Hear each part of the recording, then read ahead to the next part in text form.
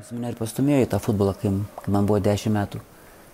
Mes su tėte nuėjome į Žalgirio stadioną ir mane priėmė į komandą. Tada ir pradėjau treniruotis futbolą.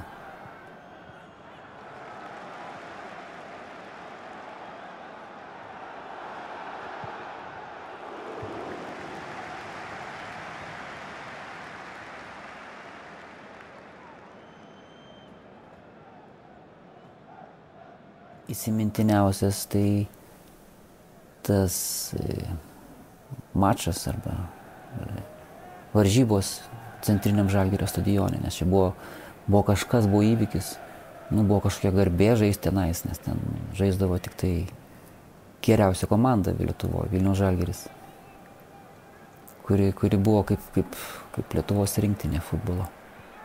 Ir ten žaidžiau tarp mokykliniam Vilniaus finale.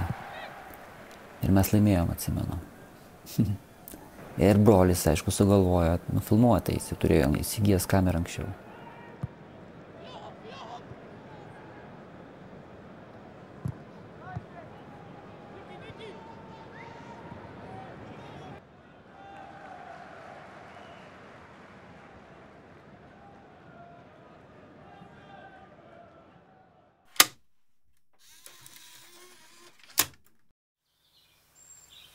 Jis buvo gan uždaras. Atsimenu, jis buvo už mane vyresnis, 6-7 metais. Kai buvo mažesni, aišku, mes daug mušdavomės. Šiek tiek vėliau, kai man buvo 10-12 metų, jam 16-18, tai mūsų bendravimas jau toks nebuvo labai artimas. Nes aš buvau dar visai vaikas, jisai jau suaugo. Mes atostogavom prie Luodžio ežero. Mes ten dažnai atostogaudavom, kiekvieną vasarą turbūt. Tai vat šią vasarą, man atrodo, buvo 85 metais, tą vasarą jisai pasiėmė, turėjo tą kamerą ir kažką filmavo.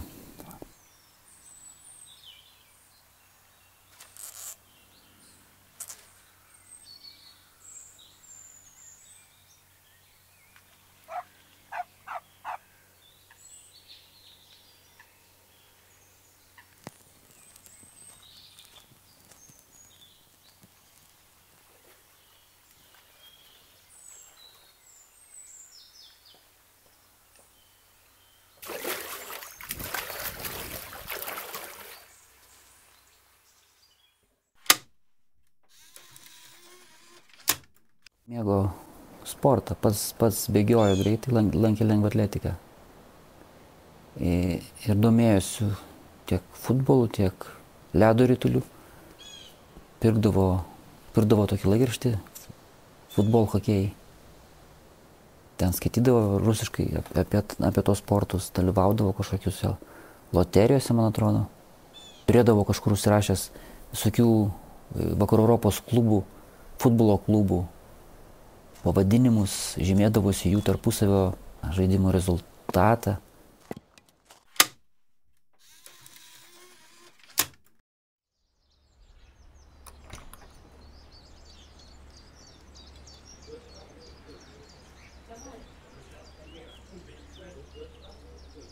Į Nemėžį mes dažnai važiuodavom ten. Kartais ir pasilikdavau vienas ten savaitėliai kokiai. Bet savaitgaliais mes ten dažnai būdavom ir kažką veikdavom.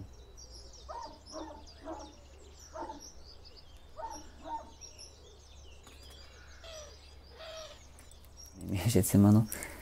Ir ką, mes su Artūru žaisdavom, o jam neleisdavo, sakydavo, kad jau didelis, kad turi padėti dirbti.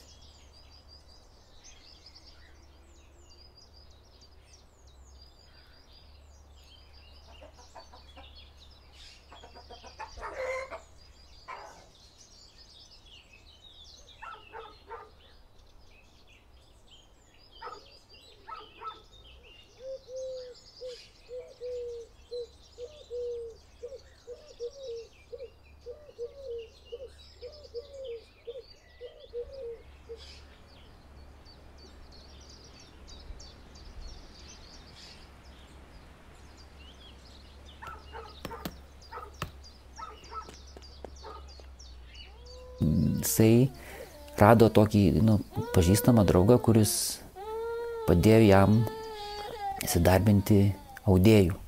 Ir jis ausdavo tautinės, kaip čia pavadinti, audinius tautiniams drabužiams.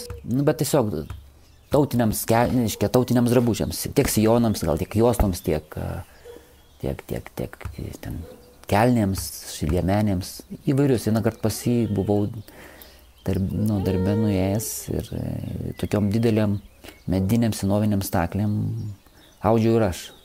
Bandžiau austi. Tai įsivaizduoju, kaip tai daroma. Tai kai jisai žuvo, jam buvo 20, kiek jam buvo, 23. Tai tuo metu jisai kaip tik ir ėjo iš šito darbo. Ėjo per gatvę ir neperėjo tos gatvės.